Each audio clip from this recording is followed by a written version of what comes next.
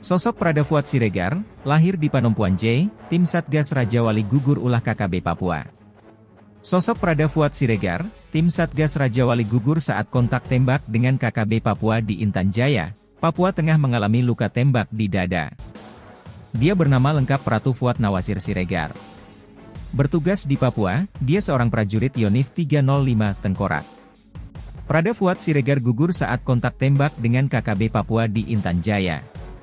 Kontak tembak di Kampung Zanamba, Distrik Hitadipa, Intan Jaya, Papua Tengah terjadi pada Jumat, 28 Maret 2025. Tim Serigala 1 yang bertugas mengevakuasi korban telah tiba di LZTK Titigi dalam keadaan aman.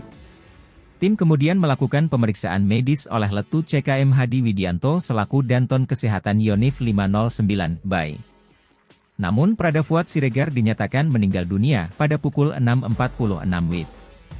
Jenazahnya dimandikan dan disemayamkan di Rumah Sakit TK 4 Timika sebelum prosesi pemulangan ke daerah asalnya. Adapun profil dan biodata korban sebagai berikut. Nama, Fuad Nawasir Siregar. Tempat, tanggal lahir, Panompuan J, 14 Januari 1999. Agama, Islam. Pangkat NRP, Pratu 31210007301999. Jabatan, Takes 2 Tim 1 Ki 2 Den 2 Raja Wali 1. Asal satuan, Yonif 305 Tengkorak. Seluruh jajaran TNI berduka atas kepergian almarhum yang telah mengorbankan jiwa raga demi menjaga keutuhan dan kedaulatan Negara Kesatuan Republik Indonesia.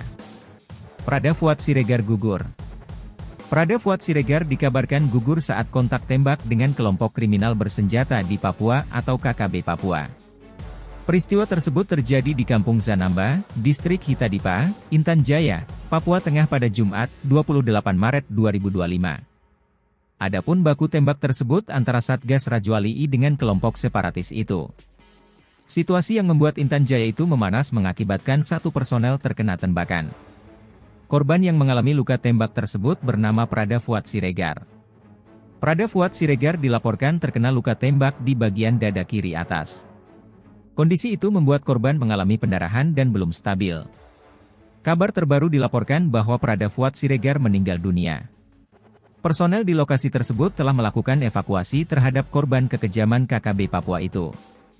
Proses evakuasi korban dari Bandara Sugapa Intan Jaya menuju Bandara Moses Kilangan Timika pada Sabtu, 29 Maret 2025, sekitar pukul 8.45 WIB. Evakuasi tersebut menggunakan helikopter. Jenazah kemudian dibawa menuju Rumkit TK, 4 Timika Kesdam 17, Cenderawasih, Mile 32 untuk mendapatkan penanganan medis lebih lanjut.